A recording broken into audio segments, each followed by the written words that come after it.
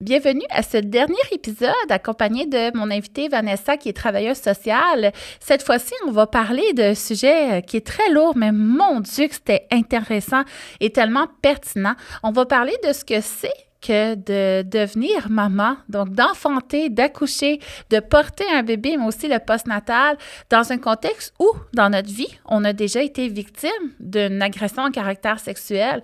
Et on va réaliser aussi qu'une agression à caractère sexuel, ça va bien au-delà du viol, qu'on croit être la seule source là, d'agression. Donc, je t'invite à découvrir c'est quoi une agression à caractère sexuel.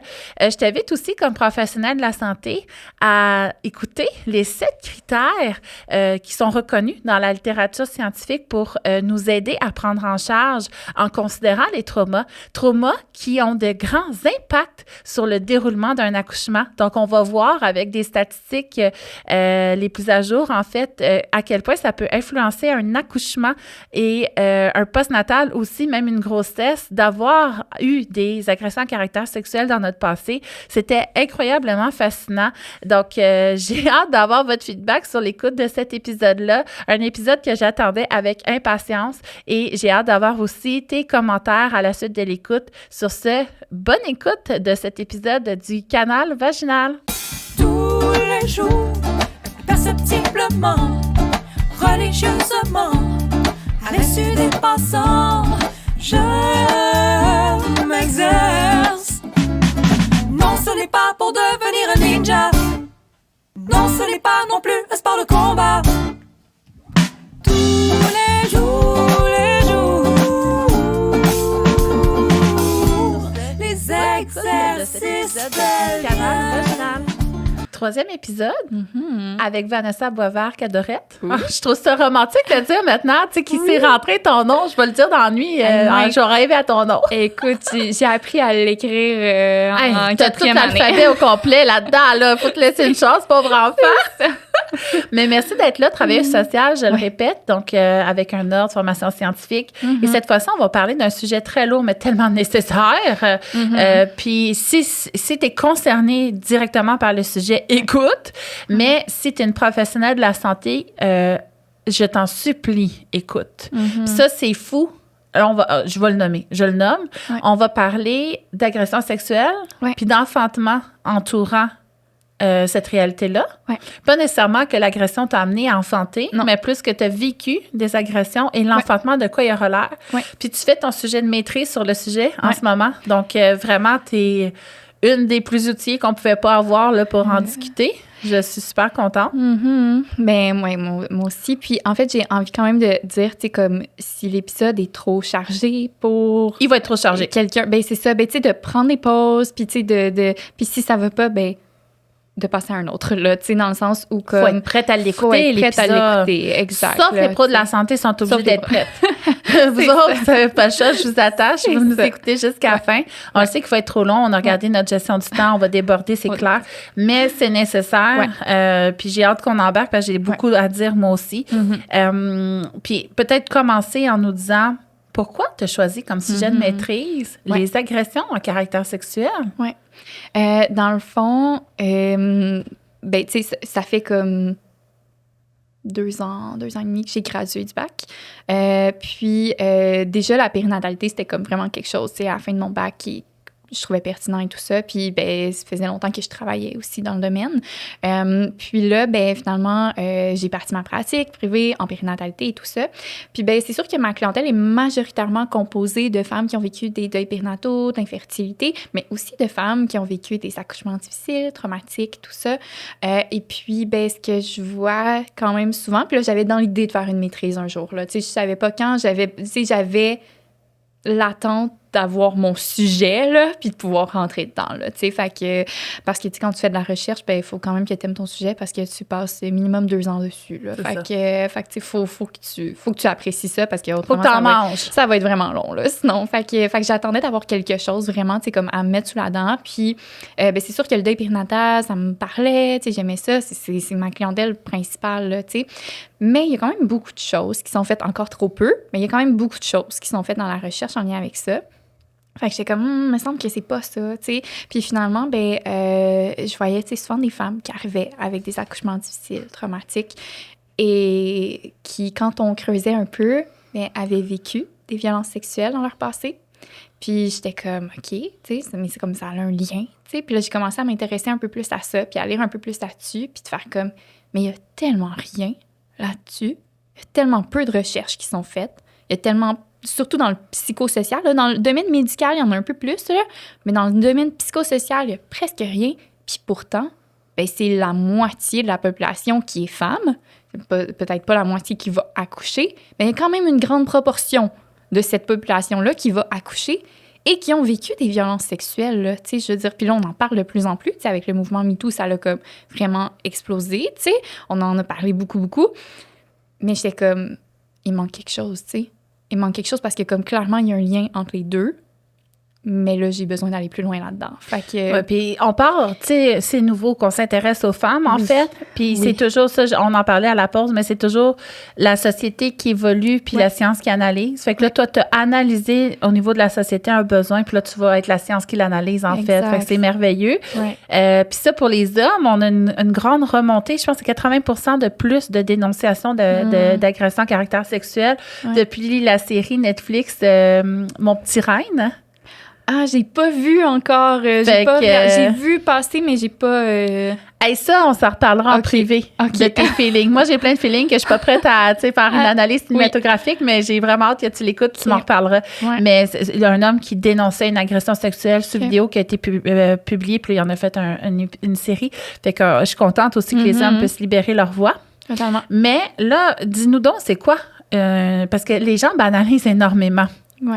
Fait que ça peut prendre quelle ampleur une agression sexuelle? Parce qu'on pense que c'est une pénétration nécessairement. Un viol, mettons. Un viol. Ouais.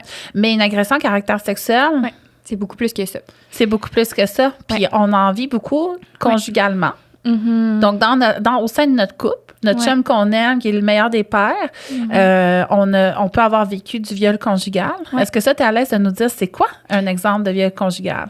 Oui. Dans le fond, si on prend au terme du sens du viol conjugal, ça va être quand il va y avoir, en fait, absence... Puis, en fait, je vais y aller plus général dans le sens où, peu importe quelle est l'agression à caractère sexuel, c'est une absence de consentement, en fait, libre, éclairé et enthousiaste. OK, ça, c'est vraiment important, là, le « et enthousiasme », qui va mener, en fait, à une agression. Puis, l'agression, elle peut être physique, là, vraiment au sens de, comme, par exemple, un viol où est-ce qu'il y a une pénétration, mais ça peut être aussi juste de « je te touche », une partie intime. Ou touche-moi. Oui, c'est ça, ou touche-moi, qui entoure la sexualité, en fait, là, OK, ou qui est ta teneur sexuelle. Fait que ça va être un peu ça, là. J'ai pas la définition exacte du gouvernement, là, mais ça regroupe ça, là. Fait que c'est une intention sexuelle derrière avec une absence de consentement. Puis là, on parle de viol conjugal, par exemple, de dire, justement, on peut parler de coercition sexuelle aussi, là, de dire comme, là, ça fait longtemps, là, comme... Rendre coupable. Responsable l'autre de notre sexualité. Exact. Puis le rendre coupable. Ouais. Là aussi, on est dans une forme de violence à caractère sexuel. Ouais. Oui, exact. Fait que il y a comme tout ça. Après ça, il y a, il y a des violences qui sont pas faites dans le contact physique, c'est-à-dire, par exemple, j'oublie le terme. Publier des photos, des vidéos. Des photos, oui. Ça peut être, dans le fond, l'exhibitionnisme, le voyeurisme, ça peut être le frotteurisme, si on est plus dans le contact, là. Le frotteurisme, comme, ça peut être dans le métro, ça peut être je sors dans un bar, puis comme quelqu'un qui vient se frotter sur moi, ça a toujours une connotation sexuelle aussi.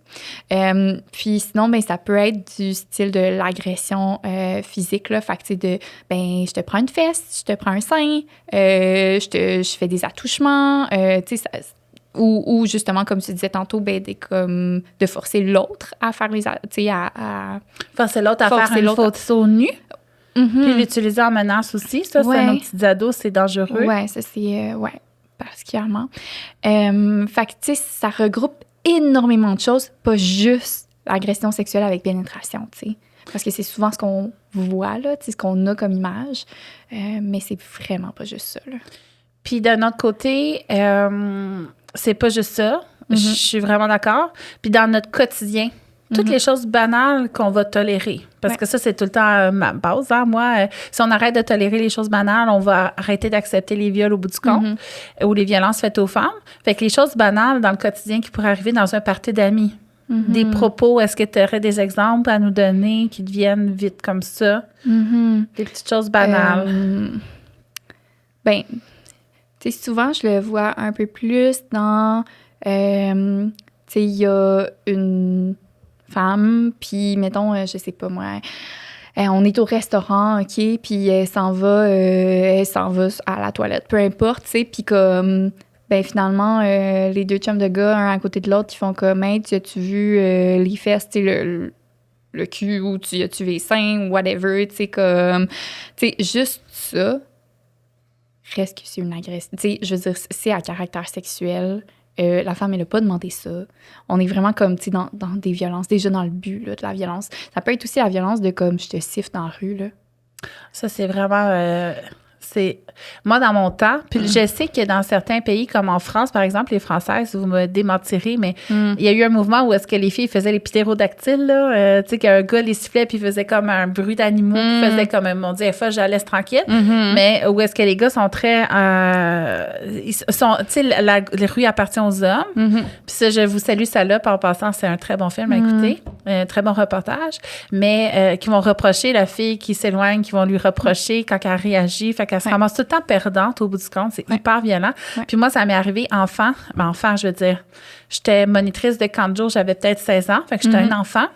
J'étais allée au Subway pour m'acheter, puis c'est un événement qui m'a marqué dans ma vie. Mais il y a un groupe de gars de construction qui avaient jappé après moi. Tu sais, comme si j'étais de la viande. Puis j'ai eu peur toute ma vie après de repasser devant des chantiers de construction. Fait que tu sais, c'est peut-être pas hey, on m'a violée, mais on m'a rabaissé à un état de viande. Puis au bout du compte, ben, ça fait que ça m'a marqué. Puis tu sais, des petits moments de même, on peut tellement en nommer, là. On a touché ton intégrité psychologique. On a touché ton intégrité de personne.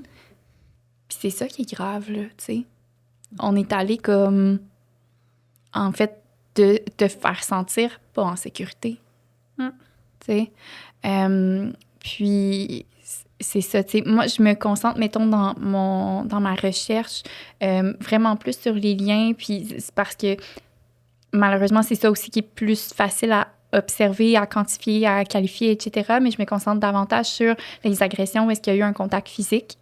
Puis, ben, c'est vraiment la teneur, beaucoup des études aussi, là, tu sais, qui sont en lien avec ça. Mais c'est sûr qu'on peut extrapoler un peu à dire comme, ben, évidemment que des violences qui n'ont pas eu de contact physique peuvent aussi ressortir, là, tu sais, dans d'autres contextes, puis ont aussi une teneur traumatique, là, tu sais. Puis tu me disais entre deux épisodes, tu sais, quand ça passe de travers, généralement, c'est qu'il y a de quoi qui cloche. Fait qu'en fait, tu sais, on en vit plus qu'on pense des violences, on entend des violences plus qu'on pense. Fait que c'est d'être à l'affût, puis c'est de les nommer, de s'en rendre compte, puis en fait, d'arrêter d'accepter ça, que les choses vont changer. Mais là, on va tomber dans le vif de notre sujet. Là, c'est vrai. Qu'est-ce que ça change d'avoir dans notre vie vécu une agression? Là, tu parles avec contact. Oui, avec contact. Quand on est enceinte, quand on enfante, quand on met au monde un bébé, le après aussi, est-ce qu'il y a des choses que tu aimerais nous partager? Absolument. Oui, je vois que tu as beaucoup de feuilles de notes. Hein? Commence par la numéro 1. On t'écoute. Ben, tu sais, c'est sûr que ben, j'aime bien le diviser en continuum, là, dans le sens où, ben, en effet, il y a comme tout ce qui va toucher la grossesse, tout ce qui va toucher l'accouchement, puis tout ce qui va toucher plus le postpartum. Puis il faut comprendre qu'à travers ce processus-là, ben il y a des femmes pour qui ça va être vraiment difficile, vraiment retraumatisant, pardon. Fait que on pourra reparler de la retraumatisation, là, parce que c'est comme mon cadre théorique de mes recherches, là. Puis j'expliquerai un peu plus le cadre théorique. Mais en fait, c'est ça, de retraumatisation. Mais il y a des femmes aussi pour qui l'accouchement, ça va être un endroit pour retrouver son pouvoir. Ben oui, c'est ça, j'allais dire. Ouais, fait qu'il y a vraiment comme des expériences qui sont vraiment très distinctes là, par rapport à ça. Puis ben moi, dans le fond, l'idée de mon mémoire, c'est vraiment d'aller voir ben qu'est-ce qui fait en sorte qu'une femme va en ressortir en ayant retrouvé son empowerment plutôt qu'en ayant été comme traumatisé. Retraumatisé. Oui, retraumatisé. Ben, c'est ça, tu peux renouer avec ton corps, tu peux refaire équipe avec, tu peux le reposséder, en redevenir maître. Ouais. Mais dans notre culture des naissances actuelles, où est-ce qu'on est justement souvent en production plutôt qu'en humanisation, mais on peut se ramasser à revivre. Là. Ouais. Puis ça, tu sais, des expériences de trauma sexuel, de suivi de grossesse ou d'accouchement. Ouais. Si tu veux des exemples, j'en ai 60 millions. Oui, non, c'est ça. Il y en a vraiment beaucoup. Puis, ben c'est ça. Tu sais, mettons qu'on commence par la grossesse. Ben c'est sûr que ça peut, tu sais, quand tu disais de se réapproprier son corps, etc., des fois, ça peut être excessivement difficile de se réapproprier son corps dans ce contexte-là, alors qu'on n'est plus seul dans notre corps. On est envahi. Mm-hmm. Moi, c'est la sensation que j'avais, que j'étais prisonnière dans mon corps. Ouais. Quand le bébé naît, moi, j'étais soulagée. Parce que je retrouvais mon corps à moi. Ouais. J'avais pas à le partager. Oui, ben c'est ça. Il y a beaucoup de victimes de survivantes de violences sexuelles qui vont nommer ça, tu sais, pendant la grossesse, que leur corps leur appartenait plus nécessairement, tu sais, qu'ils devaient le partager. Fait que ça peut être excessivement difficile pour quelqu'un qui avait vécu des violences sexuelles. Puis, ben, par rapport à la grossesse, on pense à tous les examens aussi qu'il faut passer. Fait que, tu sais, que ce soit les échographies, que ce soit les touchés vaginaux, tu sais, comme en fin de grossesse. Puis là, je dis qu'on doit passer. Non, c'est ça, parce qu'on peut toujours dire non. On peut toujours dire non. Si on nous culpabilise d'avoir dit non, ou qu'on nous menace, ou qu'on nous dit qu'on va tuer notre bébé si on dit non, c'est de la violence médicale. Mais oui, totalement. Mais tu sais, je trouve ça important, par exemple, de dire que, mais pourquoi tu dis non à cette intervention-là? Mais pourquoi tu dis oui? Pourquoi tu dis oui? Mais ce que je veux dire, je t'amène où je veux en venir, mais tu sais, c'est plus de dire pourquoi tu dis non. Est-ce que c'est parce que tu as peur d'être traumatisé?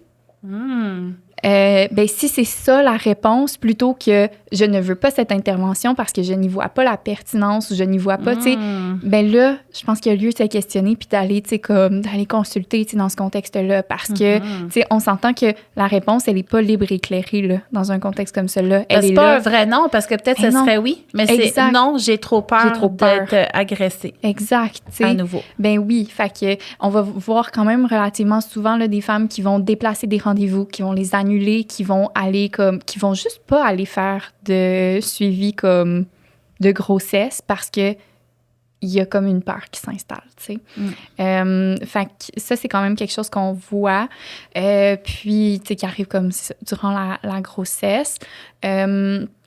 Toute l'idée aussi, tu sais, de devoir se mettre à nu devant quelqu'un d'autre, ça peut être vraiment difficile. Si le praticien est un homme, ça ajoute souvent un défi vraiment plus grand, tu sais. Fait que, tu sais, pendant la grossesse, il y a quand même plusieurs choses aussi, tu sais, comme avec l'appropriation de son corps, ben, tu sais, ça se peut que il y ait comme des reviviscences, qu'on va dire, fait que des flashbacks, là, tu sais, qui reviennent. Ça se peut Puis on peut pas les prévoir parce que ça peut être une odeur, comme tu disais dans l'autre épisode, ça peut être un toucher, une musique. Moi, j'ai fait partie de la saga d'un massothérapeute qui agressait ses clientes à Saint-Jérôme. J'ai eu quelques-unes de ses clientes par après qui voulaient se réapproprier leur corps puis retrouver du plaisir. Puis qu'on faisait une réadaptation périnéale et pelvienne. Puis c'est ça, en fait, il fallait pas qu'il y ait un contexte de musique douce, de chandelles, d'éclairage tamisé, parce qu'ils se ramassaient à avoir peur, en fait. Mais ça, c'est que moi, mettons, que je sois un prédateur. Fait que moi, c'est un environnement full froid. Puis d'un autre côté, je m'étais toujours dit, j'aimerais ça rendre mon local plus chaleureux. Tu sais, c'est tellement intime, pourquoi c'est si froid? Mais je pense que ça met cette distance-là où est-ce que c'est absolument pas sexuel, en fait. Puis là, tu sais, je pense à toutes les massos qui font des grands efforts d'environnement. Ça peut être intéressant peut-être de questionner, toi, veux-tu cet environnement-là? Parce que, tu sais, moi, je vois à masso, j'aimerais ça. J'aime ça, la chandelle, la musique douce, mais il y en a peut-être d'autres que c'est pas, tu sais, il faut pas prendre pour acquis que c'est bon. Oui, puis tu sais, tu soulèves vraiment toute l'importance de en fait, ce qu'on va appeler l'approche sensible au trauma. Puis, tu sais, ça, c'est hyper important en tant que... Puis, tu sais, j'offre des formations, en fait, là, tu sais, comme pour les douleurs principalement.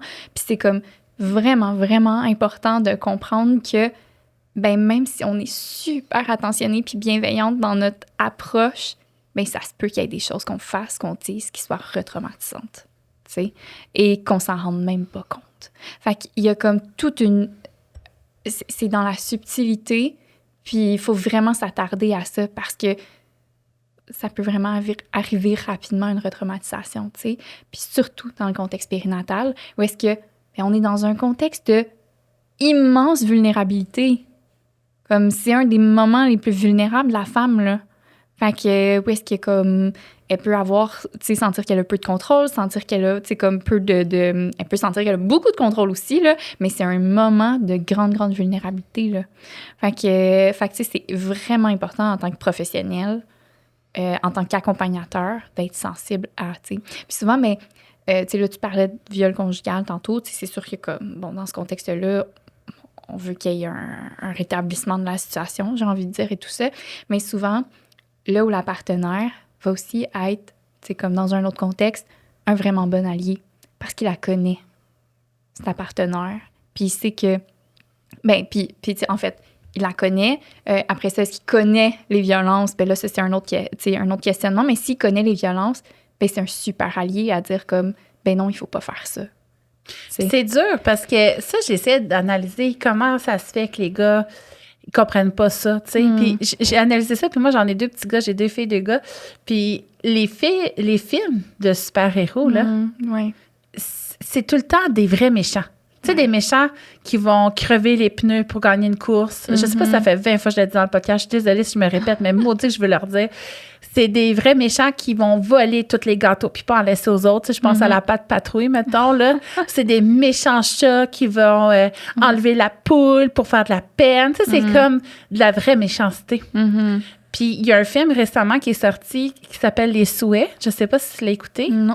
Mais je trouvais que c'était la première fois que dans un film, on voyait un vrai méchant de la vraie vie. Tu sais, plutôt un gars narcissique qui paraît bien, qui a de la prestance, qui a une voix qui porte, qui est carriériste, qui prend soin, qui aime... puis on voit qu'au bout du compte, ses intentions sont très égocentriques, mais dans un but malveillant. Mais c'est super insinueux. Fait que je trouvais que c'est la première fois qu'on mettait un film qu'on montrait c'est quoi un vraiment mauvais gars. Parce que c'est sûr que tous les gars se disent hey, « moi, je suis un bon gars » parce qu'ils sont pas en train de voler le gâteau du party de fête, tu sais. Fait que je trouve que, tu sais, côté enfant, écoutez dans le film Souhait, tu sais, côté enfant, je trouve que ça vaut la peine. Mais c'est dur quand même. Puis ça, c'est aussi plate que, mettons, la femme qui dit non ou qui est en état puis on se rend même pas compte qu'elle est dans un état dissociatif. Qu'elle, ça vale rien, mais que le conjoint vienne le dire, lui, on va l'écouter. Ça fait partie aussi d'un système de violence. Ben, t'abordes un bon point. Je vais le nuancer un peu dans le sens où, ben, des fois, la femme qui est en dissociation ne peut pas parler pour elle-même, ne peut pas rien dire, tu sais. Fait que dans une dissociation, je suis juste plus présente, tu sais. Fait qu'il y a une notion de protection, tu sais, qui se met en place, tu sais. Puis c'est là où est-ce que les partenaires peuvent s'en rendre compte et être des alliés, tu sais. Fait que c'est vraiment là, tu sais, je pense que la nuance, elle est bonne à faire parce que ce que t'amènes, c'est vraiment pertinent sur le fait que, ben en effet, on veut écouter la voix de la femme autant que celle de sa partenaire, là, dans tu sais, dans le contexte d'un accouchement, par exemple, là, tu sais. Fait que, assurément, tu sais, mais de dire, ben finalement, quand la femme est en dissociation, en réaction comme où est-ce qu'elle peut plus nommer, ben c'est là qu'il y a comme... Il y a une protection qui vient de la personne qui nous accompagne. Ben oui. Puis en même temps, on pourrait éviter ces moments-là s'il y avait une plus grande formation sur l'approche traumatique. Sensible au trauma, oui. Sensible au trauma. Fait que ça, c'est-tu compliqué se former là-dedans? Ben ça commence à émerger, là, je dirais, là, l'approche sensible au trauma de plus en plus, là. Fait que il y a comme il y a des formations qui peuvent être intéressantes là-dedans qui commencent à émerger.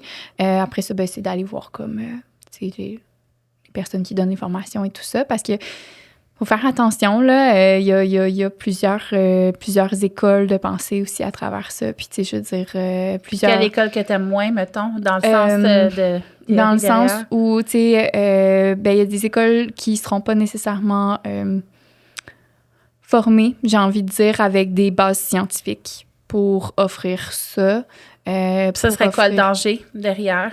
Ben, une retraumatisation, c'est carrément. Fait que, tu sais, de dire que finalement, ben, si on n'est pas formé parce que ça demande à être solide là, quand on travaille avec du trauma.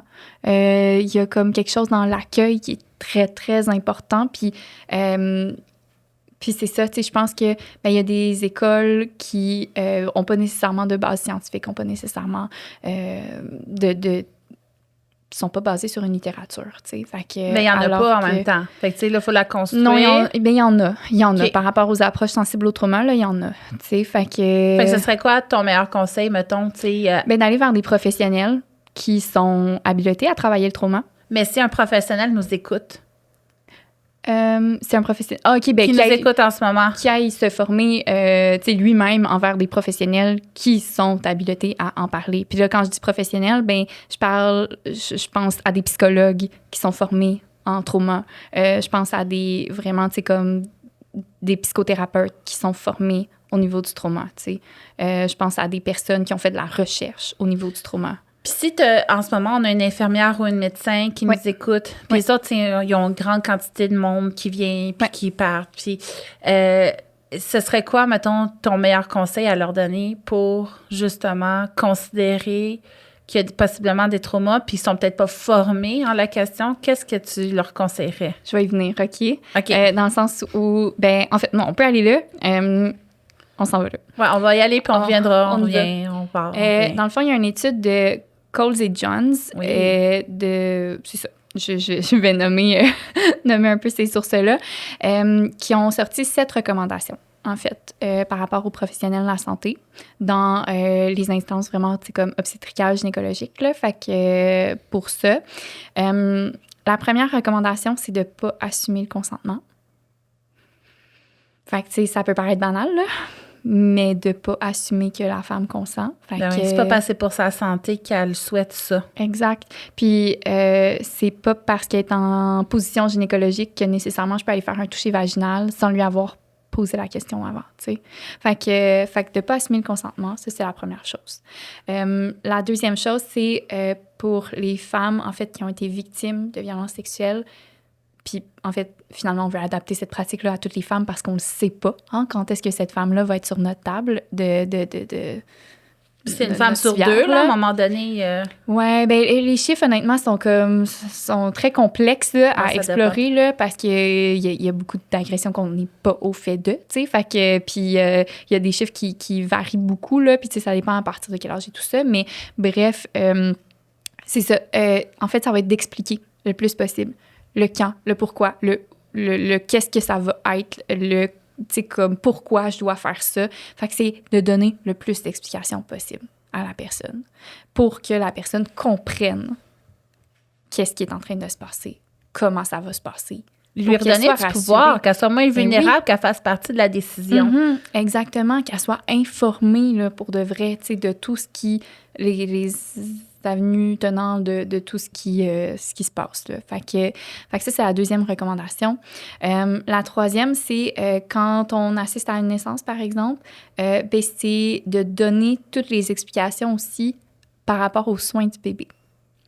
Parce que y a beaucoup de mamans qui ont vécu ça, qui peuvent avoir comme une impression de, tu sais, par exemple, si le bébé est amené sur la table de réanimation à côté, peuvent avoir une impression de comme là, il m'enlève mon bébé, là, qu'est-ce qui se passe? C'est comme de danger, impuissance, incompréhension, c'est traumatisant. Exact. Fait que d'expliquer vraiment tout ce qu'on fait sur le bébé. Fait que de parler à maman pendant qu'on fait les interventions et tout ça, puis que bébé soit sur la table de réa ou sur nous, là, tu sais, aussi. Là. Moi, on m'a réanimé ma fille sur moi, ma première, mais j'étais avec des sages-femmes. Elle avait besoin d'aide pour respirer, puis on a toutes fait les manœuvres sur moi. Puis ça a contribué au fait, de je me suis attachée à mon enfant parce que je sentais que j'avais une importance. Un rôle à jouer. Puis de 2, ça a beaucoup atténué le trauma parce que j'avais justement l'impression d'avoir du pouvoir. Je sais pas si j'ai dit 2 fois la même chose, 2 façons différentes. Je pense que oui. Mais bref, au bout du compte, c'est que j'avais un certain... Ça m'a pas enlevé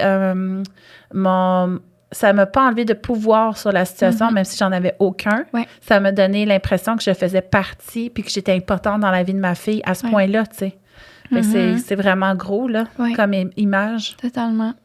Fait que ça, c'est la troisième. Autrement, En fait, puis c'est ça c'est un peu, ben, c'est pas du tout controversé, mais c'est plutôt, en fait, contre-intuitif peut-être pour la plupart des professionnels, mais c'est de dire qu'il n'y a aucune intervention ou peu importe qu'est-ce qu'on fait comme pratique qui doit être routinier.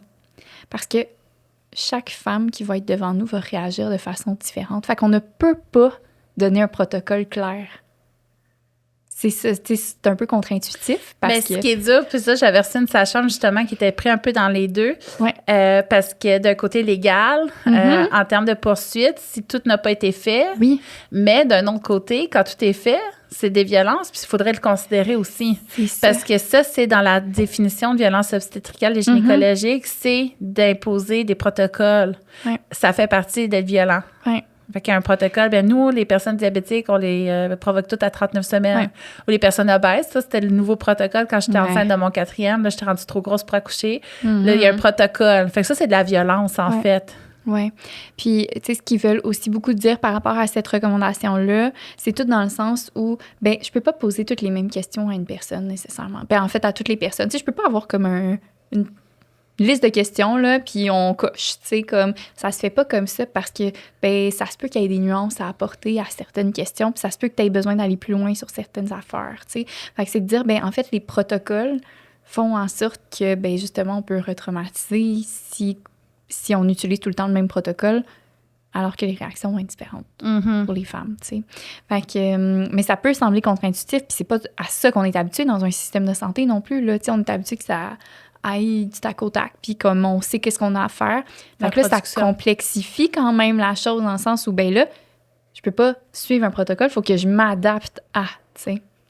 Puis là, c'est la notion de temps, mais c'est là la notion, est-ce que j'humanise ou déshumanise?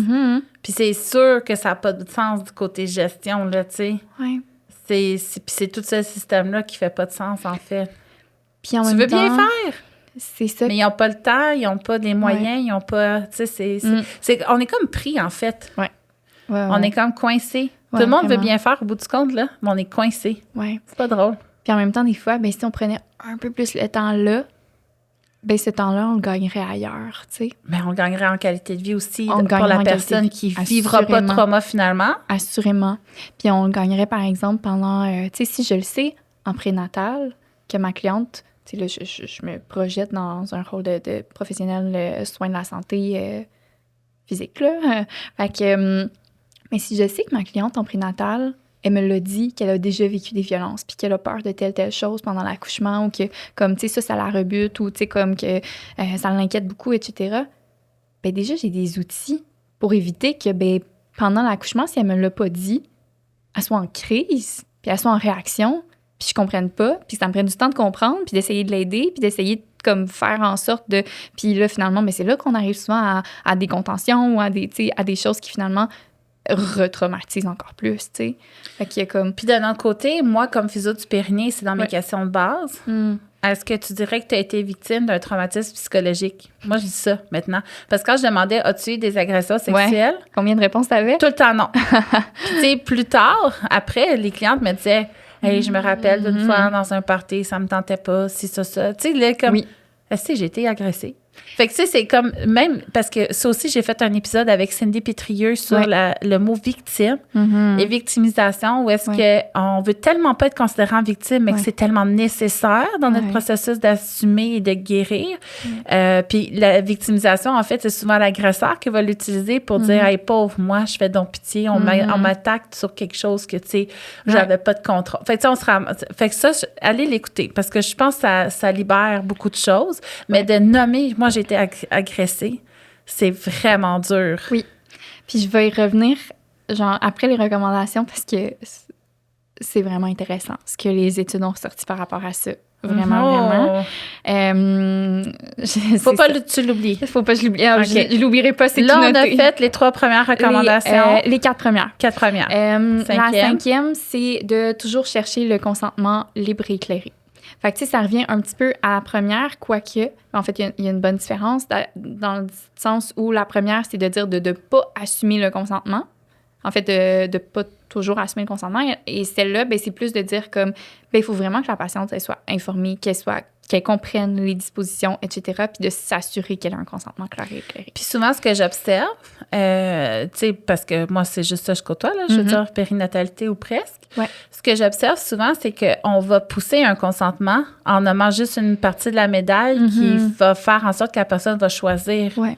Fait que ça, c'est pas un consentement éclairé. Non. Puis ça, je trouve ça important, tu sais, par rapport à la pilule contraceptive, mettons, ça, c'est un exemple que je peux donner. Tu sais, oui, ça va peut-être te protéger d'avoir une grossesse non volontaire, ce qui est tout à fait souhaitable dans ta vie, d'avoir le contrôle là-dessus, mais t'es plus à risque de dépression. Ouais. Tu as plusieurs cancers que tu es plus à risque. En fait, même s'il y a des cancers qui sont protégés, il y a plus de chances que tu en développes que tu n'en aies pas. Fait que c'est plus considéré comme une protection de cancer. Fait que tu sais, il y a comme des à côté. Fait que si tu choisis de prendre la pilule en sachant les effets négatifs, ça, c'est un consentement éclairé. Ouais. Mais si tu choisis de prendre la pilule parce que tu ne veux pas tomber enceinte, puis que tu as tous les effets secondaires, puis tu ne sais même pas que c'est à cause de la pilule, là, ça, c'est aussi une violence. Assurément. Oui, totalement. Fait que ça, d'avoir un consentement libre et éclairé, vraiment, de s'assurer de. Après ça, ben, en fait, c'est de vérifier aussi, la 6e recommandation, c'est de vérifier le confort de la femme à chaque intervention pendant l'intervention. Fait que, tu sais, de répéter, es-tu encore confortable comme ça? Est-ce que ça va encore? Est-ce que je peux poursuivre? Est-ce que ça te va? Tu sais, es-tu encore bien là, en ce moment? Tu sais? Fait que de questionner même pendant la procédure, tu sais. Puis ça revient un peu à l'idée du consentement aussi, tu sais, comme quand on dit de dire, ben le consentement, il peut se retirer à tout moment. Ben c'est aussi de ça, mais ça, c'est comme une sensibilité accrue de dire, ben le professionnel prend en compte de dire, es-tu toujours confortable, tu sais. Puis, tu sais, mettons, moi, un examen pelvien, là. Ouais. De un, je peux traiter les symptômes pelviens sans aller en interne. Fait que ça, les filles qui veulent pas d'intrusion parce que pour X, Y, sont pas rendus là, on peut faire énormément. Oui, tout ce qui est interne a une valeur, mais on peut faire énormément sans aller là. Fait que si c'est ton enjeu de pas consulter, sache qu'il y a plein d'autres options. Mais moi, mettons, j'ai une cliente qui veut qu'on observe. Tu sais, moi, jamais au premier rendez-vous, je vais faire un examen pelvien. Je veux qu'on connecte avant, puis qu'elle gagne confiance, puis qu'elle voit l'utilité, puis qu'elle choisisse vraiment. Mais il y a des filles qui disent, non, moi, je veux savoir aujourd'hui, j'ai-tu une déchirure de muscle? Est-ce que j'ai une descente d'organes? Tu sais, c'est comme maintenant, je veux le savoir. Fait que là, on fait l'examen pelvien. Puis là, j'ai dit, regarde, je commence par l'extérieur. Il n'y a aucun mouvement. Je ne te toucherai pas sans te le dire avant de te toucher. Tu sais, je veux pas qu'il y ait des surprises. Fait que là, j'observe. Là, je vais venir ouvrir les petites lèvres juste pour regarder. OK, là, je vais appuyer mon doigt avec le geste. Tu vas sentir que c'est froid. Tu le sens. Quand tu es prête, tu me l'as dit, là, je voudrais insérer, mais de tout ça à l'intérieur. Je vais aller voir ton premier muscle. Fait que quand tu es prête, tu me le dis, puis je vais y aller à l'expiration. Fait que là, la fille a dit, OK, tu sais, comme, prenons connaissance, on est là. Inspire, souffle, OK, j'y vais. Je suis rendue sur ton pubis vaginal. Là, je vais aller voir sur le bord. Tu sais, je suis sur le bord de ton pubis. OK, là, il faudrait que j'aille sur ton muscle obturateur. Il est juste un peu après. Inspire, souffle, j'y vais. Puis quand c'est fini, mettons, je dis, OK, là, je vais retirer mon doigt à l'expiration, puis je vais venir mettre ma main pour soutenir aussi. Tu sais, pour que ça. Fait tu sais, puis moi, mes sages-femmes m'ont jamais fait un toucher vaginal qui m'a fait mal. Ils n'ont jamais examiné mon col en me faisant mal. C'est pas nécessaire. C'est pas nécessaire d'aller fort vite. D'aller loin fort vite. C'est pas nécessaire. Puis tu sais, dis pas comment faire notre job. Je comprends pas pourquoi mes sages-femmes me l'ont toujours fait sans ça. Puis que quand je l'ai vécu dans d'autres circonstances, je me suis ramassée à avoir des douleurs, puis reculer sur la table, puis me crisper. C'est bien. Totalement. Fait que, tu sais, c'est comme hyper important d'écrire qu'est-ce qui se passe, tu sais, juste pour, en fait, aussi aider à garder la femme connectée au moment présent, tu sais. Ça aide, là, tu sais, versus un professionnel qui ne dit rien. Puis, ben là, c'est bien plus facile de partir, là, tu sais, aussi, là. Puis la 7e recommandation, ben c'est de cesser une intervention, quelle qu'elle soit, au moindre signe d'inconfort de la femme, de douleur. C'est pas, hey, j'ai bientôt fini en dur. Non. C'est dès qu'elle a un inconfort, ça finit là. Dès qu'elle a un inconfort, exactement. C'est les recommandations scientifiques pour éviter un retraumatisme lors d'un enfantement ou d'un examen gynéco. Oui. Fait que, ben, les recommandations étaient vraiment portées sur l'obstétrique, mais évidemment qu'on peut le extrapoler, là, bien sûr, évidemment, là, tu sais, je veux dire, je pense que ces recommandations-là ont toutes leur sens. Même médecin de famille Non. qui fait Ben, un non. prélèvement au col. Ben, c'est ça, tu sais. Puis j'ai envie de dire, en fait, ces recommandations-là devraient être suivies, même si c'est une opération à l'œil, là. Tu sais, dans le sens où, comme, c'est par rapport à l'intégrité de la personne, tu sais. Fait que c'est tout en respect, là, finalement, de l'humain, là, tu sais. Parfait. Puis là, c'était Ouais. sur quoi qu'il fallait qu'on vienne déjà? T'en rappelles-tu? Oui, oui. C'était quoi? En fait, sur la réaction des professionnels quand on a un dévoilement d'agression. Parce que... Questionner aussi. ben, Qu'est-ce c'est qu'on ça. devrait demander pour savoir la vérité? Ben, ce qui est intéressant, puis je vais commencer avec ça. Ce qui est intéressant, c'est il y a une étude qui a été faite par Liner et Al. Ben, et Al, ça veut dire, et d'autres, les et autres, autres, là, ouais, c'est ça. Qui a été faite, qui est comme... Moi, écoute, ça m'a flabbergastée. Je sais pas si je peux dire ça, là, Ouais. mais ça m'a flabbergastée. J'ai été complètement sous le choc de voir ça. Dans l'article, en fait, ce qu'ils nomment, c'est que dans leur étude, puis là, je ne sais pas sur combien de femmes ça porte exactement cette étude-là, mais ils l'ont fait dans plusieurs pays, tu sais, ils ont plusieurs femmes de plusieurs pays, là, mais le nombre exact, je ne le sais pas, OK? Mais tu sais, il faut dire Mais que dans c'est pas... l'étude, là, c'est juste qu'on C'est ne rappelle ça, plus. exact. Tu sais, fait que, tu sais, il faut dire que c'est sur beaucoup de monde, là, quand même. Bien, il y a 97% des femmes ont vécu ce type de réaction-là, et là, je vais te le nommer, OK? Quand elles ont ouvert la porte sur leur agression. La première réaction, c'était le silence. 29% des professionnels ont juste été hyper silencieux et n'ont rien dit. Déjà, tu fais comme, bon, OK, le silence, c'est beau, mais à un moment donné, comme, faut reprendre la balle, là, tu sais. Le deuxième, c'est l'expression de choc. Fait que 13% des professionnels ont eu une expression de choc. Genre ça? Ouais, genre, oh my God. Les yeux des Qu'est-ce que surpris, tu là.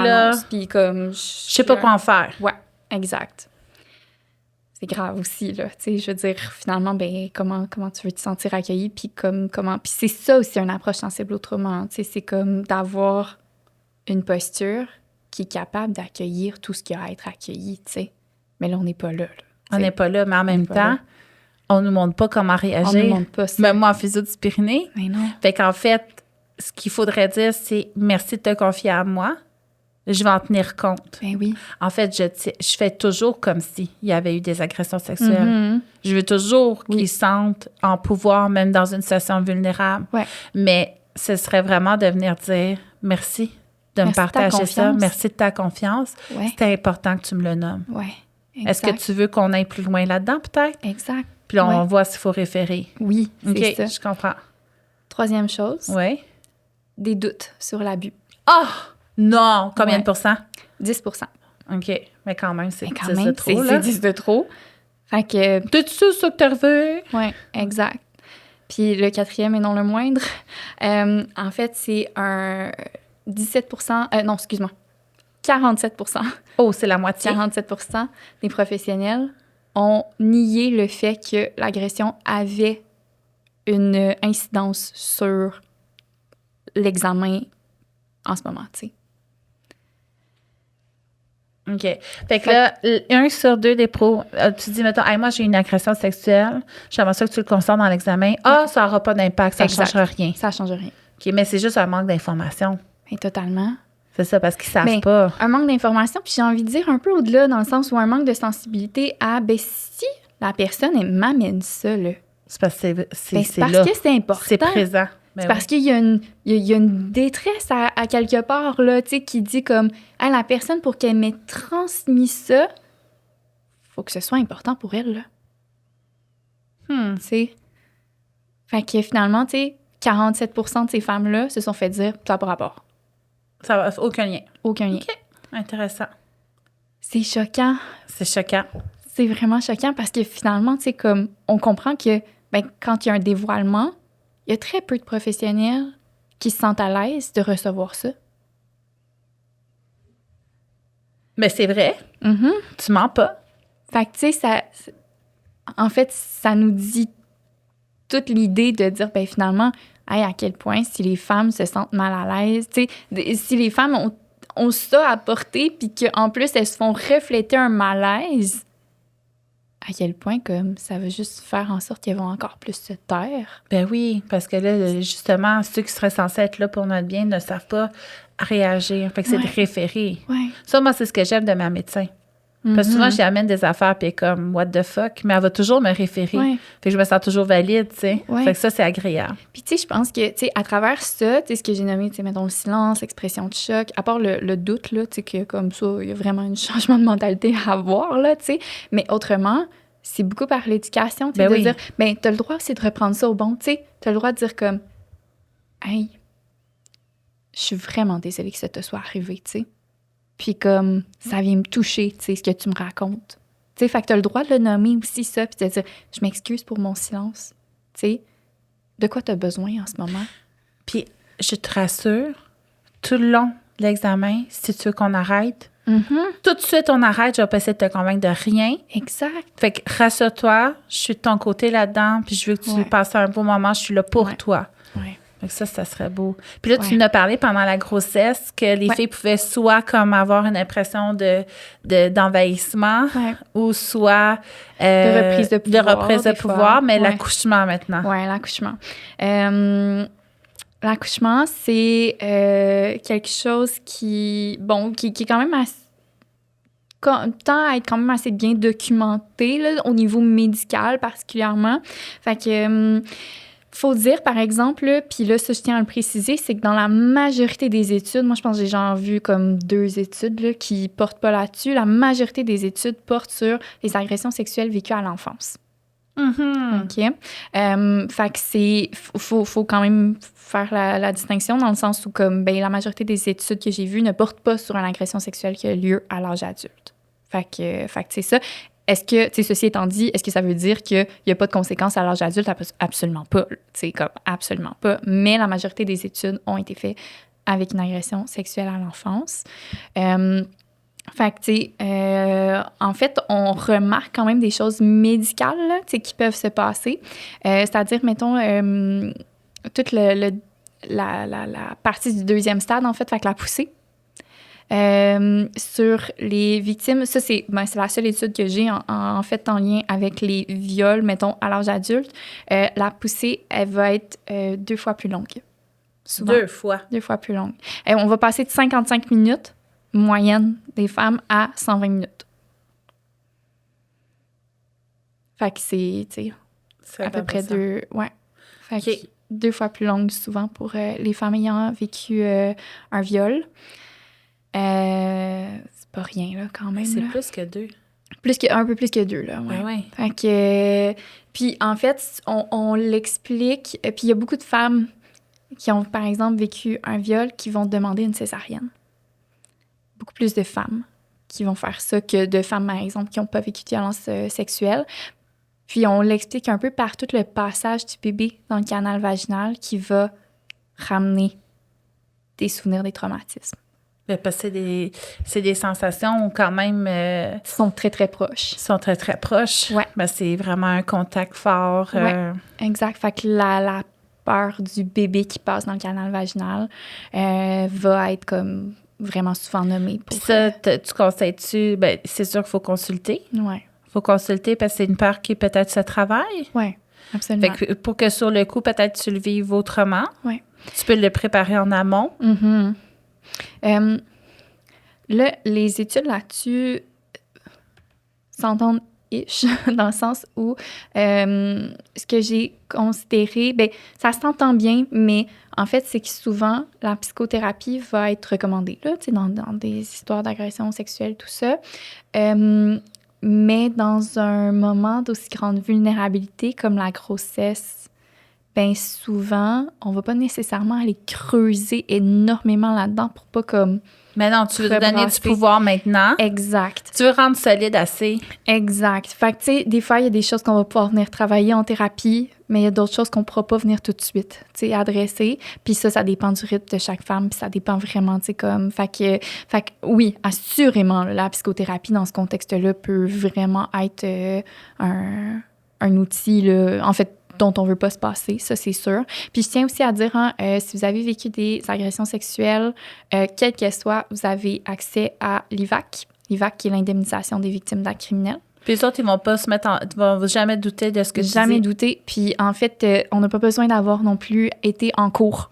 Non. Fait qu'on n'a pas besoin d'avoir fait de procédure judiciaire. Puis, en fait, ils indemnisent. Fait que ça veut dire qu'ils vont rembourser un certain montant. Fait que ce soit en psychothérapie, que ce soit en travail social, que ce soit en physiothérapie, tu sais, comme... Fait qu'ils remboursent énormément de choses. Fait que, tu sais, honnêtement, pour celles qui nous écoutent... Puis ta parole suffit, là. T'as pas besoin de données objectives, de tests XY, là. Exact. On envoie une demande. On va sur le site de l'IVAC si on veut faire ça. Et sachez que, comme les intervenantes du CAVAC ou du CLSC peuvent vous aider à remplir une demande IVAC aussi. Là. Fait que le CAVAC, c'est le Centre d'aide aux victimes d'actes criminels. Ils sont normalement dans les palais de justice. Là. Fait que ça. Puis le CALAX aussi, qui peuvent faire ça également. Là, Ça, on peut en faire plusieurs sur les réseaux sociaux. Il y a plusieurs... CALAX? Oui. Oui. Ah oui. Là, j'allais encore parler de Trois-Rivières, parce que je suis le CALAX de Trois-Rivières. OK, mais moi, j'en suis pas mal. T'es de Sherbrooke, toi. Oui! T'es la fille de Trois-Rivières pour toujours dans ma tête, mais t'es de Sherbrooke. Fait que ça, on peut voir, puis tu sais, ils vont dénoncer justement les choses banales. Fait que je trouve ça vraiment beau les voir aller sur TikTok, Instagram et tout vraiment, ça. Totalement. Fait qu'ils promouvoient beaucoup de choses. Mais, OK, fait que... OK, continue. Il va y avoir, pour les victimes de viol, 15,7 fois plus de césariennes. C'est énorme. 15. C'est pas 15 15,7 fois. Ouais. C'est immense. C'est immense. OK.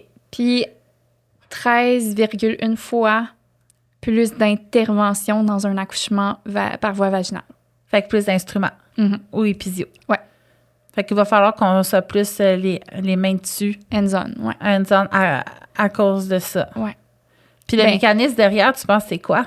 Ben souvent, c'est comme... En fait, mettons, on parlait que la poussée va être plus longue, etc. Fait que là, nécessairement, si on a une poussée plus longue, ben on a peut-être plus de risques, mettons-le entre guillemets. Mais tu sais, comme l'équipe médicale aime pas ça nécessairement, là, quand une poussée dure 2 heures. Là, bébé non plus. Bébé non plus. Fait qu'il y a comme plus de risques. Elle peut durer 3 heures, mais c'est quand même, il y a plus de chances que bébé soit fatigué. Ben c'est ça, tu sais. Fait que, puis maman aussi. Maman aussi, ben oui. Tu sais, fait que là, il y a comme tout ça qui s'aligne. Fait que, tu sais, ça crée, en fait... Tu sais, je veux dire, c'est une cascade, là. Tu sais, de comme...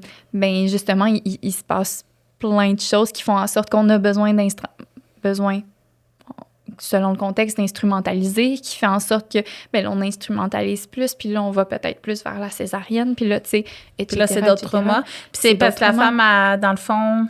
ben souvent parce que, tu sais, justement, tu sais, comme tout le bébé qui passe dans le canal vaginal, pardon, tout aussi, bon, ben, tu sais, toutes les petites retraumatisations qui ont lieu pendant l'accouchement, par exemple. Puis là, ben, mettons, si j'en écris, là, certains, là, par exemple, justement, un examen vaginal, ça peut être ça. Ça peut être de dire, ben, il y avait trop de monde dans la pièce.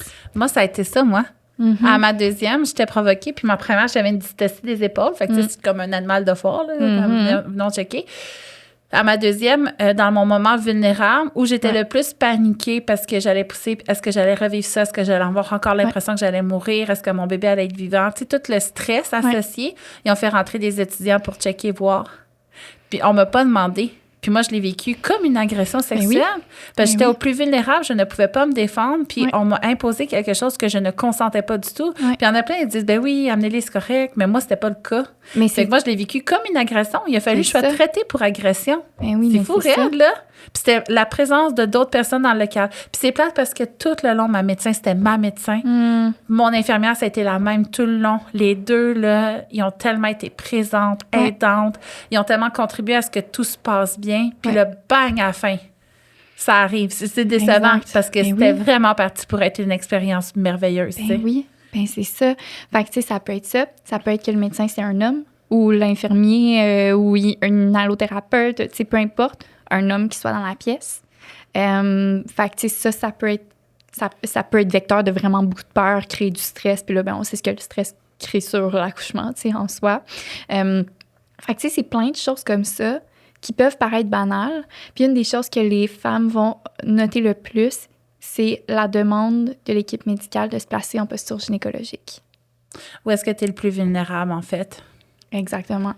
Coucher sur le dos, à pas pouvoir bouger, à pas pouvoir... Mais ça, c'est tellement plus soutenu dans la littérature. Puis justement, ça fait partie de la définition de violence obstétricale, d'imposer une position pour faciliter un potentiel d'intervention, faciliter l'interventionnisme. Ouais. C'est reconnu comme une violence. Fait qu'effectivement, ça, par contre, je pense que le mot s'est passé parce que je le vois beaucoup moins. On le voit moins. Puis en fait, la femme d'imposer peut le dos, consentir aussi à ça, mais être vraiment inconfortable, mais ça peut être traumatisant même si elle y a consenti.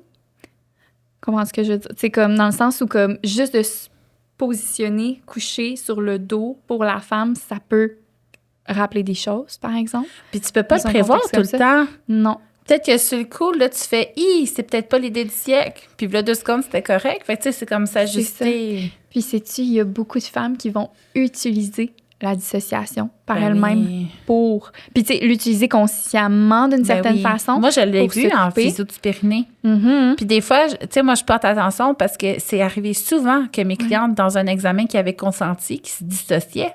Ouais. Mais clairement, ils ne voulaient pas. Ouais. Puis c'est même quelque chose qu'ils choisissent. Tu sais, moi, virtuellement, c'est mes clientes qui observent avec un miroir, ils insèrent leurs doigts, ils voient leur tension, leur faiblesse. Je leur enseigne à le faire sur elles-mêmes. Ouais. Mais il y en a qui ne sont pas capables puis qui prévoient aller voir un professionnel pour se dissocier pendant l'examen. Fait qu'ils auront les résultats, mais ils étaient plus présents dans leur tête et leur corps. Fait que ça, c'est encore une fois une protection qui n'est pas... Puis en fait, ça a été cité par beaucoup d'auteurs, là, ça, mais en fait, plus les femmes vont avoir la dissociation pendant l'accouchement, plus il y a des risques élevés de dépression postpartum. Fait que, tu sais, c'est une en fait... corrélation à prendre Ben oui, mais c'est tout le sérieux, temps là. le sentiment de compétence. Mhm. Fait que si t'es plus dans « je suis le maître de la Ouais. naissance », puis là, tu deviens comme un peu un accessoire, un outil. Ouais. Après ça, tu dois remettre en question tes compétences, point. Fait que c'est Exact. gros, là, tu sais. Puis je dis pas c'est rien vraiment que ça gros. qui se passe, mais c'est une des choses qui peut arriver. Ouais. Mais que si tu nous écoutes, puis c'est quelque chose qui te parle, puis t'as le feeling que ça s'est passé. Moi, j'aurais aimé ça qu'on me dise « Hey, Mel, faut que tu consultes, là. Ouais. Ça n'a pas de sens. Ouais. Ce que tu as vécu, ça te va pas. Ouais. Puis ça a des effets. Fait que c'est ce que je vous invite à faire, là, Ouais, les filles qui totalement. nous écoutent. Totalement. Sinon, j'ai d'autres petites statistiques intéressantes, là.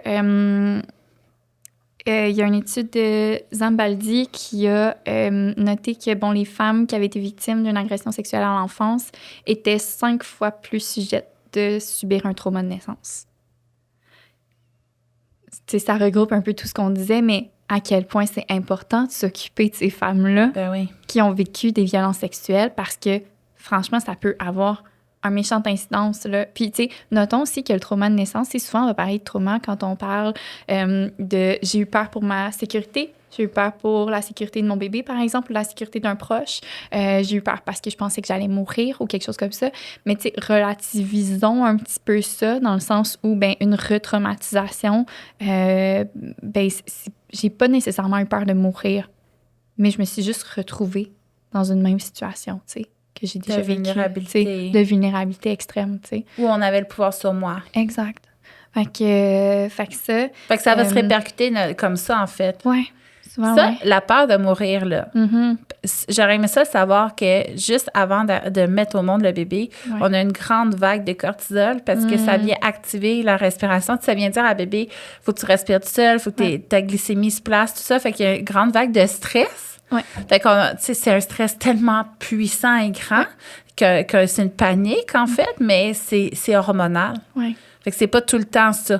Que à ma première, j'ai vraiment eu peur de mourir pour de vrai. Ouais. C'est comme on va y passer. Mais il y a quand même un stress incroyable qui peut être choquant si personne ne nous le dit. Fait que je le dis tout le temps. Je pense que je le dis à chaque épisode depuis que je l'ai lu dans un article. Mais voilà, fait que ça, nommons-le. T'as-tu d'autres statistiques? Ouais. Dans le fond, les femmes vont avoir souvent plus peur de l'accouchement. On parle de, mettons, 5,3% des femmes qui n'ont pas vécu de violence sexuelle qui vont avoir une peur intense de l'accouchement. OK? Puis, quand on passe aux femmes qui ont vécu des violences sexuelles, on parle de 24%. Fait que c'est 5 fois plus. C'est beaucoup. tu sais. Puis là, on parle de peur intense, là, mais tu sais, c'est ça. Ça là, peut être tu sais, modéré, ça peut léger, être, on tombe dans d'autres aussi, là, pourcentages. c'est ça, exact. Les principales peurs, ça va être vraiment l'examen vaginal puis la nudité. Nudité, examen vaginal. Ouais. Puis c'est pour ça que je le dis tout le temps, tu sais, quand t'accouches, en fait, il faudrait que ce soit dans un environnement où tu te sens à l'aise de faire caca. Tu sais, les filles, ils ont peur, ils disent, hey, je vais pas faire caca, je vais pas faire caca. Mais en fait, un accouchement, c'est aussi intime que de faire caca. C'est aussi intime qu'une relation sexuelle. Fait que ça prend un environnement et un entourage qu'on accueillerait dans notre chambre à coucher ou dans la toilette pendant qu'on fait caca, tu sais. Ouais. Moi, Mélanie, je suis doula, là. Puis aussi. Puis ce que je déteste, mais par-dessus tout entendre, là, OK, c'est les femmes qui me disent ah ouais, mais à l'accouchement, il n'y en a plus de pudeur. Ça me choque tellement d'entendre ça, mais tout le monde le normalise. Ouais. Après avoir accouché, on n'a plus de pudeur, fait qu'ils s'enlèvent les bobettes, ils sont plus gênés, mais je suis comme, on t'a enlevé de quoi, là? Puis ça, on le voit chez les enfants qui sont agressés, justement, pour justifier leur agression, ils vont s'hypersexualiser. Ouais. Puis se dire, regarde, moi, j'en vois ce pouvoir-là. Fait qu'on va banaliser à un point tel pour que j'arrête de penser que c'était pas normal l'agression que j'ai vécue. Ouais. Fait qu'ils s'hypersexualisent. Fait que là, toi, ce que tu es en train de dire, c'est le même principe, en fait. Même chose, tu sais. Puis quand mes clientes me disent ça en prénatal, je suis comme, non, tu as droit à ta pudeur puis à ton intimité. C'est ton droit. C'est ton droit. Puis en fait, c'est possible que toi, l'accouchement, là, ça, là, la pudeur, ce soit hyper important pour toi et c'est correct. Mais tu sais, il y a comme une normalisation de dire, ben, quand tu accouches, c'est normal que, comme, c'est ça. Tu possèdes ton corps, il t'appartient pas. Oui, c'est ça. Tout le monde peut fouiller dedans. Exact. Mais non, c'est vraiment, tu sais, de remettre ça en contexte, de dire, non, tu as encore le droit de pas aimer ça, être nu devant les gens, tu sais, comme, puis c'est vraiment correct. Puis tu as le droit de favoriser le plus possible le fait de pas être nu devant plein de gens, tu sais. Fait que tu sais, enlevons cette normalisation-là qui n'a pas rapport, là, tu sais, je veux dire, tant qu'à moi, là. Puis ça me choque à chaque fois, dans le sens où, ben, je le prends, je l'accueille, mais tu sais, décortiquons-le ensemble. C'est pas parce que tu es en train d'accoucher que, hop, ton cerveau vient de faire... Puis c'est pas parce que t'as accouché non. et que t'as été nue devant tout le monde qu'après ça, ta nudité ne t'appartient plus. Mais non! C'est fou raide, hein? Tu sais, fait que tu sais, pour moi, ça fait pas de sens, là, vraiment, là, tu sais, je veux dire, t'as le droit d'être une personne pudique et t'as le droit, tu sais, de dire comme, mais que t'aimes pas ça, tout simplement, puis c'est correct. Dernière statistique qui ben c'est pas une statistique, mais oui, excuse-moi, c'est une statistique qui est vraiment, vraiment pertinente.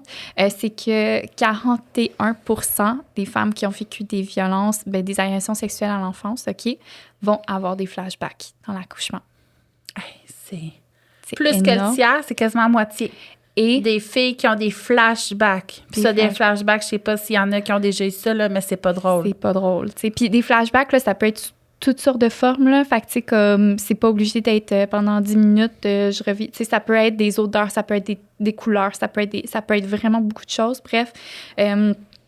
Puis de ce nombre-là, 9% des 41% vont, en fait, avoir des images pour la première fois de leur vie. De ça, de leur agression. Fait que souvent, ils étaient dissociés, peut-être. Ils avaient comme, ils se sont protégés en oubliant. Puis là, bang, ça leur revient. Ouais. Oh, shit. 9%? 9% du 41%. C'est énorme. Fait que c'est pas 9% des femmes qui ont vécu des violences, mais c'est 9% de 41% des femmes qui ont vécu. Fait que c'est 4% des femmes, en fait. Genre, à peu près, là, tu sais, comme... Au total. Des femmes qui ont vécu des agressions enfants. Fait qu'ils vont revivre comme... Ben, en fait, ils vont avoir des images pour la première fois. Puis là, tu sais, des images, entendons-nous encore une fois sur le fait que ça veut pas dire que c'est clair comme de l'eau de roche, puis que, tu sais, j'ai toute la scène en tête, là. Tu sais, souvent, ça revient par morceaux, là. Tu sais, c'est très, très morcelé, puis c'est ça, mais ça va être la première fois qu'ils vont avoir ça, tu sais. Fait que c'est ça. En fait, il faut être conscient qu'un accouchement, c'est plus gros que juste mettre au monde un bébé. Ouais. Puis ça, on en parle au niveau émotionnel, tu sais, comme un peu plus ésotérique de de dire qu'on meurt et on renaît autrement. C'est une transformation. On n'est plus jamais la même après, mais puis c'est beau. Parce qu'on se redéfinit, on se redécouvre. C'est une découverte de soi, de sa puissance aussi, mais c'est plus gros, là, parce que notre passé revient aussi. Fait que c'est pas juste un pas vers l'avant, c'est aussi une confrontation du passé. C'est vraiment fascinant. Oui. Fait que tu sais, c'est ça. Puis, tu sais, je pense que, tu sais, comme j'ai nommé les recommandations tantôt, tu sais, je pense que ça, puis en fait, les femmes, ce qu'elles nommaient aussi dans la majorité des études que j'ai consultées, c'est d'avoir un lien de confiance qui s'est établi avant avec le professionnel, c'est de s'assurer que le professionnel qui est sensible au trauma, qu'il comprend quelles implications ça peut avoir. Fait que, tu sais, comme tout ça, ça revenait beaucoup dans le discours des femmes, d'avoir aussi une facilité d'accès aux soins, dans le sens où, comme, ben, je vais pas être référée vers 3, 4, 5 places avant de trouver comme quelqu'un, parce que souvent, il y a comme un découragement qui se crée puis une fermeture, tu sais. Fait que tout ça, mais c'est plus gros qu'on pense. C'est plus présent. Ça a beaucoup plus d'effets qu'on pense. Fait que si on veut que ça se passe bien, il faut un minimum réfléchir à toutes ces implications-là. Puis moi, j'attendais notre réunion d'aujourd'hui, tu sais, qu'on parlait d'agression, parce que je voulais faire un protocole à remettre que mes clientes, par exemple, plus qui ont des douleurs pelviennes, moi, j'y allais plus au niveau physique, puissent remettre à leur professionnel qui les suit dans la grossesse pour dire, regarde, moi, j'ai une condition particulière, voici comment me parler, voici comment me toucher, quoi éviter. Fait que ça, tu sais, je vais comme redémêler un peu tout ce qui s'est passé aujourd'hui. Puis je vais le partager, les filles, sur les réseaux gratuitement, mais je vais aussi le partager en publication pour avoir aussi votre vécu. Donc, si vous voulez qu'on rajoute des points à ce protocole-là, puis on va essayer de faire que le protocole est le plus distribué. Là, je parle de douleur pelvienne, mais tu sais, on va peut-être mettre un peu de notion aussi de tout ce respect de consentement-là. Fait que ça va être un beau protocole. Sinon, est-ce qu'on avait tout dit? Parce que je sais que tu avais des choses, tu avais beaucoup de choses dans ce que tu avais envie de transmettre. J'ajouterais peut-être juste un petit mot sur le postpartum, parce que c'est quand même une période qui est importante. C'est le postpartum immédiat qui peut amener beaucoup de joie, évidemment, mais qui peut aussi être vraiment confrontant avec quand on pense à l'allaitement. Par exemple, tu sais, en fait, que notre bébé tète au sein, ça peut être extrêmement confrontant si on a vécu une agression sexuelle. Fait que, tu sais, il y a des femmes, encore une fois, qui vont retrouver un pouvoir avec ça. Puis qui, comme ça mon va sein libérer. sert à nourrir, c'est plus la possession de mon agresseur. Exact. Puis il y a d'autres femmes pour qui ça va être très confrontant. Puis, tu sais, à travers tout ce qui va se passer. À renouer. Non, c'est ça. Puis on n'est pas obligé de l'être. Hein? Si les gens n'ont pas écouté l'épisode d'avant, t'es pas obligé d'accepter quoi que ce soit. Tu peux toujours pas accepter puis vivre là-dedans. Là. Fait que ça se pourrait que ça ait un impact sur l'allaitement. Puis faut être consciente parce qu'en fait, si tu es dégoûté ou que tu vis un mal-être en allaitant puis que tu te rends pas compte qu'en fait, c'est des répercussions de l'agression, ça peut être confrontant. Tu te mets en doute. Tu te dis pourquoi moi ça marche pas? Qu'est-ce qui cloche chez moi? Mais en fait, il n'y a rien qui cloche chez toi. Fait que, tu sais, c'est vraiment de s'écouter à travers ça, d'avoir... En fait, tu sais, je veux dire, les recommandations sont toujours les mêmes dans le sens où d'avoir un réseau de soutien, mais tu sais, plus particulièrement encore où est-ce que, comme, là, ben on sait qu'il y a quand même une fragilité déjà, une vulnérabilité qui est augmentée. Fait que, tu sais, de dire comme on vient prendre soin de cette maman-là qui a besoin de soutien, tu sais, l'overtouch, tu sais, d'être comme toujours comme ça, c'est envahissant, d'être toujours envahi, ça prend des moments de pause. Oui, c'est ça, tu sais, fait que toute la reconnexion à son corps, c'est comme tout un gros processus, mais tu sais, mettons que je fais un wrap-up, tu sais, j'ai dit beaucoup de choses, j'ai dit beaucoup de statistiques dans cet épisode-ci, mais l'important, c'est vraiment de comprendre que, ben, à travers tout ce continuum-là, il peut y avoir des conséquences, il peut y avoir aussi des super belles choses qui se passent, mais c'est de voir, ben, si je sens qu'il y a des conséquences ou si je sens après coup qu'il y a eu des conséquences, ben, aller de grâce voir quelqu'un puis en parler, là, tu sais, restez pas toute seule avec ça parce que c'est vraiment grand, tu sais, puis en même temps, ça a tellement d'impact, mais c'est comme que la honte change de camp, là, tu sais. Ben oui, c'est ça, la victimisation, ça vaut la peine d'aller écouter cet épisode-là. Mais mettons, moi, comme professionnelle de la santé, ce serait comment que je devrais poser ma question pour savoir si ma cliente a été victime d'agression? Oui. Ben, je pense que c'est d'ouvrir la porte à dire, tu sais, parce que c'est sûr que moi, dans mon rôle en tant que travailleuse sociale, comme je vois mes clientes beaucoup Pour plus ça. longtemps, Oui. puis, ben, tu sais, c'est rare que je vois mes clientes juste pour ça, tu sais, mais des fois, ça vient sur le sujet, puis en fait, tu sais, on a eu un temps d'adaptation, là. On a appris à se connaître, puis tu sais, je sais comment poser cette question-là, puis comme, tu sais, lui poser la question. Pour un professionnel que je vois mes clientes pendant 10 minutes, là, tu sais, comme un médecin qui, ben ça peut être intéressant d'ouvrir la porte à dire comme, est-ce qu'il y a quelque chose que tu aimerais me partager, tu sais? Y a-tu quelque chose, tu sais, qui t'est arrivé, que tu aimerais me partager, qui pourrait avoir un instance sur la grossesse, tu sais? Puis As-tu ça, cette des fois, on impression-là? n'est pas prête à le dire. Mhm. Mais on peut juste demander aussi, est-ce que tu as vécu quelque chose qui pourrait affecter tous les soins, les interventions qui pourraient avoir lieu? Ouais, Oui ou non? ouais. Puis de rappeler, après cette question-là, ben si jamais ça monte, sache que tu peux m'en parler. Ben oui, T'sais. ouvrir la porte. Ouais.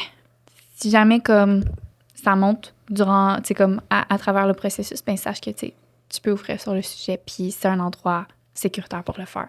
Tu sais, je pense que c'est de ramener ça, parce que on le sait, là, que de poser directement la question, c'est très, très, très rare. Tout le monde dit non. C'est ça, exactement. Il n'y a là. personne qui dit oui. Fait que tu sais, je pense que, tu sais, les personnes qui vont dire oui, je pense que c'est des gens qui vont avoir cheminé énormément à travers ce processus-là déjà, tu sais. Mais je pense vraiment que c'est d'ouvrir la porte avec beaucoup de douceur puis de dire, ben, tu sais, si jamais c'est le cas, sache que je suis un endroit pour ouvrir, tu sais. Moi, je vais le résumer à ma façon aussi. Vas-y. Avec tout ce que tu as dit, c'est ça, il va falloir que je réécoute parce qu'il y a eu beaucoup d'infos, il va falloir que je le décortique. C'est vraiment, merci, c'est précieux. Je pense que, ben, de réaliser quand une victime d'agression à caractère sexuel, c'est déjà gros. Ouais. Puis si tu n'arrives pas à le nommer, puis qu'au travers de ton enfantement, tu as des choses qui passent de travers, mais reste peut-être pas toute seule là-dedans, parce que si ça passe de travers, comme tu me disais tantôt, c'est souvent que tu as besoin d'aide pour les nommer. Ouais. Puis en nommant, déjà, ça redonne du pouvoir. Ouais. Fait qu'en fait, ça veut pas dire que ça va être tout beau, tout rose. Puis souhaiter ça, je pense que c'est très naïf aussi, même si je le souhaite sincèrement. Mais je pense que c'est un beau moment aussi de voir qu'est-ce qu'on garde, qu'est-ce qu'on amène avec soi. Puis moi, personnellement, en devenant maman, j'ai remis en question beaucoup de choses qui se sont passées dans ma vie.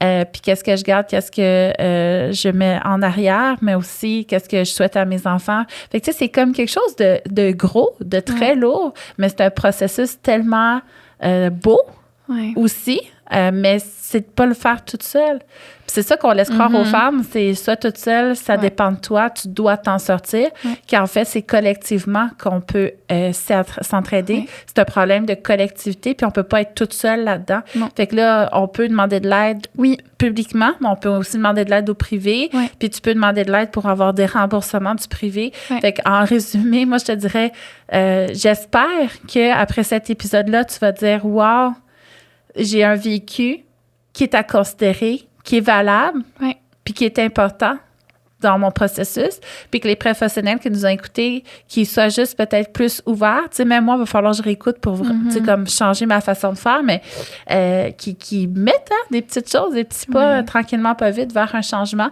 Fait que, ben écoute, je te remercie, Vanessa, d'avoir été là. Ça me fait tellement plaisir. C'était précieux. Ça faisait longtemps qu'on attendait ce moment-là. J'avais hâte que ma communauté sache tous ces détails-là. Fait que je te remercie du fond du cœur d'avoir fait la route Sherbrooke-Montréal. Ça me fait plaisir. Et les filles qui ont été à l'écoute, encore une fois, s'il y a des choses qui ressortent suite à l'écoute de l'épisode, vous pouvez le faire de façon anonyme sur mon formulaire là, du podcast. Sinon, vous pouvez aller m'écrire sur Messenger, écrire à Vanessa aussi. Tu as un lien pour qu'on puisse travailler avec toi. Oui, bien dans le fond, on peut me joindre soit sur mon entreprise Accroche-toi mon bébé, qui est comme plus école de formation, puis etc. Puis sinon, j'ai aussi mon compte là, travailleur social en périnatalité, là, fait qui peut être intéressant. Là. De toute façon, nous, on va mettre tous les liens ça, sous la vidéo, puis tes références aussi que tu nous donnes. Donc, les professionnels de la santé ou même pas professionnels, si tu as envie d'aller lire plusieurs détails, les études que tu nous as partagées, on va avoir les références pour vous. Exactement. Puis, tu sais, n'hésitez pas, si vous êtes un professionnel de la santé qui a envie, tu sais, je veux dire, j'en ai nommé quelques-uns aujourd'hui, mais après ça, il y en a beaucoup d'autres aussi, là. Fait que, tu sais, n'hésitez pas Ben oui, à aller venir me plus voir, loin. là. Ben oui, aller plus loin, puis ça va me faire plaisir de partager avec ça, là. Ben merci de changer le monde. Merci. Puis merci ceux qui nous écoutent de contribuer à changer le monde aussi. Ouais. Ça finit. Ça finit de même. Merci, Linda. Bye tout le monde. Merci d'avoir été présent. Espère bien.